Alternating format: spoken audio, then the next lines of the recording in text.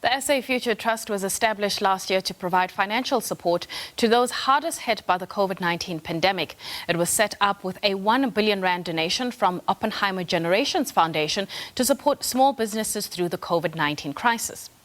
For more on the work that was done during that period and the outlook for SMMEs, I'm joined by Jonathan Oppenheimer from the SA Future Trust. Jonathan, thank you so much for your time. Let's start off by looking at the types of businesses that the SA Future Trust was able to assist during the period of last year. Thanks so much for having me. We've been incredibly lucky. We were able to support just under 10,000 SMMEs across the industry. Across all sorts of walks of life, and amazingly, on average, they had about 10 employees each. So we ended up supporting over 100,000 people who would perhaps, without our support, have not been able to get into the government programs that have been so critical to ensuring the well-being of our greater population in South Africa. Right. We still find ourselves in a pandemic, and from a South African point of view, a lot of the recovery that we're looking for hinges on a vaccination, roll-up that needs to be ramped up. From the conversations you were having with some of the entrepreneurs and the businesses that you assisted, how confident are they when it comes to their prospects, business prospects, looking at 2021 going onwards? Are they confident right now?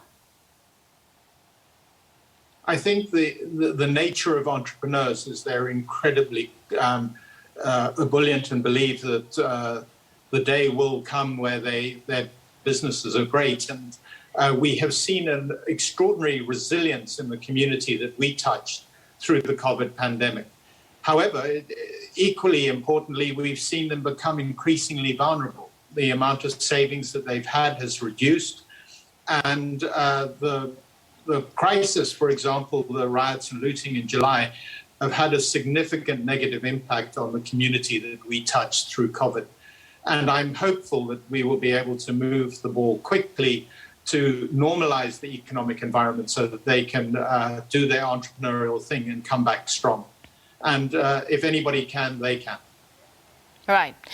Many can attest that, the COVID-19 and what we went through last year was absolutely extraordinary in the sense that many of us had not prepared for a pandemic, especially when you want to try and do as much good as you can for, entrepreneurs. What would you say were some of the lessons learned, from the SA Future Trust, especially in the work that you did last year?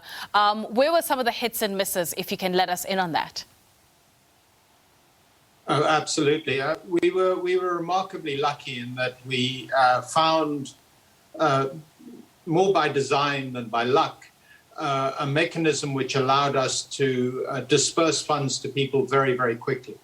And we did that in a controlled and very thoughtful way, using what we internally in our own organization call the control of error. And we did that by getting money to individuals nominated by SMMEs as needy people. And the SMMEs themselves controlled that process by taking on a very concessionary interest-free loan, which needed to be paid back 5 years into the future.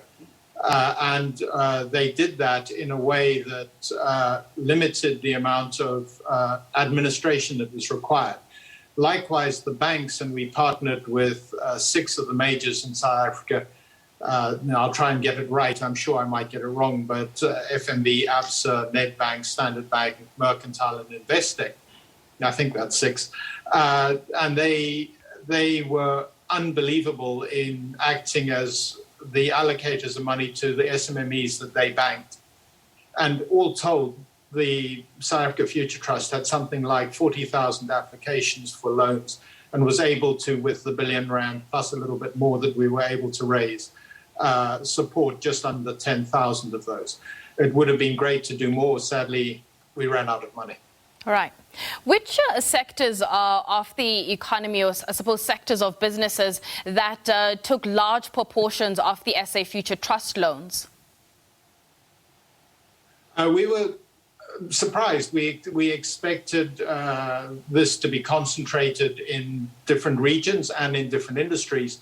And in the end, there was an incredibly wonderful broad spectrum of applicants and recipients. And it ranged from, for example, hospitality businesses through to small manufacturing, through to service industries, you name it, it seems to have touched everybody.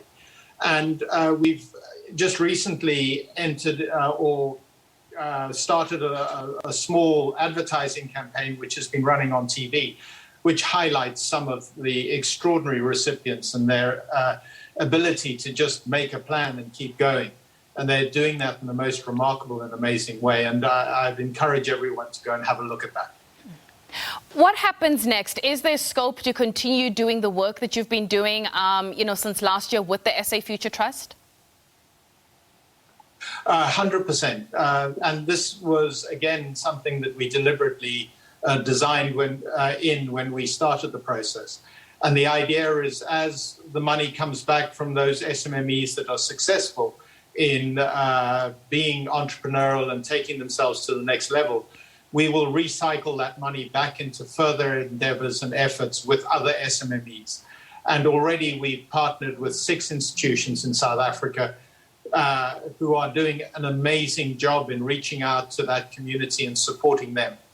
And I suspect too much time to go into them now, but again, all the details of that is available on our website and is in the public domain. So I'd encourage people to look at that and reach out to those entities that are our partners to see how they can help. Yeah. And I'm very excited to say that the intention is for the South Africa Future Trust to be a really significant player in the growth of the SMME sector, which is at the heart of job creation in South Africa. Jonathan, thank you so much for your time. That is Jonathan Oppenheimer, the trustee of the SA Future Trust.